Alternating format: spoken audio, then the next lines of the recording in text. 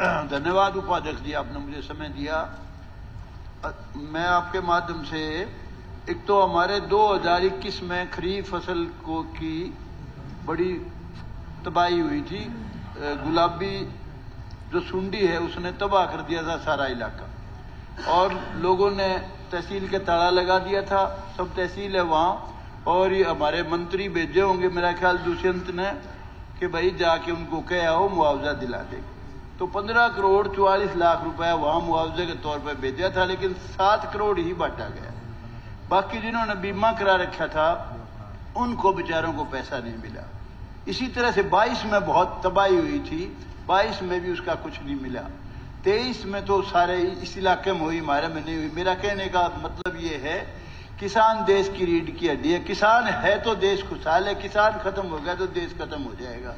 तो इमीडिएटली इस पर कार्रवाई करो। और जो मंत्री आश्वासन दे के आया, अगर ये महकमा भी रेवेन्यू दुष्यंत के पास है, सरकार का बड़ा पुर्जा है भाई, ध्यान करके फटाफट वो पैसे बंटवाओ और 22 का भी मुआवजा उनको दिलवाओ। दूसरा, तलवंडी राणा, ये सरदार पटेल के वंशज कहते हैं अपने आप को, उन्हीं को अपना सब कुछ मानते हैं। उस गांव के साथ इतना बड़ा अन्याय हो रहा है। 5 किलोमीटर सिर्फ सड़क बननी थी, 2.5 किलोमीटर का तो दुष्यंत ने वो फित्ता भी काटाया। लेकिन 2.5 किलोमीटर जो बहुत जरूरी है अभी रह रही है, वो फौरन से 311 दिन से बेचारे लोग बैठे हुए हैं वहां, माताएं बहनें बेटियां तड़फे लग रहे हैं। हर हिसार जाने वाले को 18 किलोमीटर फालतू, तो मेरे ख्याल शुरू होगी 18 किलोमीटर जाना नहीं। दूसरी तरफ अभी ध्यान नहीं दिया गया है। 2.5 किलोमीटर का तो कर दिया, वहां वर्क्स वगैरह कटने लगे। मेरा आग्रह है, हम हिसार के रहने वाले, और कहीं भी जिसने हिसार जाना है, कहीं से भी, इधर से चंडीगढ़ की तरफ से 18 किलोमीटर फालतू जाना पड़ता है, बड़े दुख की बात। दूसरा, अनएम्प्लॉयड यूथ की बड़ी जबरदस्त प्रॉब्लम। अनेक बच्चे 30-30, 35, 40-40 साल के, वो बेचारे बिना ब्याह मरेंगे। इतना बुरा हाल है। सरकार को इस मामले में तुरंत संज्ञान लेना चाहिए।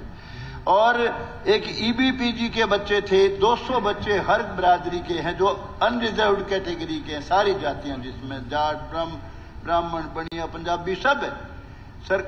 2015 से बेचारे तड़फते फिर रहे हैं, उनको रोजगार नहीं दे रही सरकार, ठीक से पैरवी नहीं की गई कोर्ट में भी, और उनका बहुत बुरा हाल है। तो सरकार, इनका बहुत बड़ा योगदान है सरकार बनाने में, तुरंत ध्यान देना चाहिए। सरकार आंख मूंद के बैठी हुई है।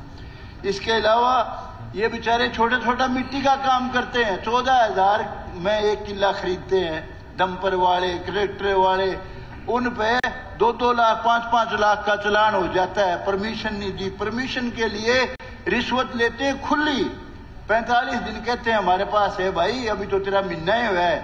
बहुत बुरा हाल है। ये मिट्टी का काम जिस तरह यूपी में परमिशन है, उसी तरीके से यूपी में बीजेपी की सरकार है, 7 दिन में बिना पैसे के परमिशन मिल जाती है। इसके लिए विशेष ध्यान देने की जरूरत है। इसको माइनिंग डिपार्टमेंट से अलग कर दिया जाए, ये सिस्टम बहुत जरूरी है इस वक्त। दूसरा, एक नारनौंद बाईपास की हमारी 3 मेन मांग थी। नारनौंद बाईपास, जुडिशियल कॉम्प्लेक्स, लेकिन एक सिर्फ हमारी मांग पूरी हुई है, मसूदपुर माइनर की। दोनों मांग बहुत जरूरी है। और एक तो दुष्यंत से कनेक्टेड है, हल्का भी इसका है, बाबू बेटा दोनों गए थे, अब भी जाते, उद्घाटन भी करें, फित्ता भी काटे। अरे भले आदमी, मेन मांग है सारे गांव में कनेक्शन, इससे 12 के गांव, उचाने के गांव, इधर खांडे से लेके, पेटवाड़ से लेके, बास से लेके, इधर जुलाने से लेके, जिसने भी इधर जाना है 12 की तरफ या उचाने की तरफ, बहुत जरूरी है नारनौंद बाईपास। मैं कहता हूं भाई, कहीं से निकाल दो रे, जल्दी निकालो। ये सरकार थारी जाने वाली, फिर क्या कर लोगे, फिर कुछ नहीं बनना भाई। इसके अलावा जुडिशियल कॉम्प्लेक्स, 1.25 किला जमीन मुख्यमंत्री जी कह के आए थे, अभी ये संवाद जो करा था उसमें गैस सिलेंडर मिला। यहाँ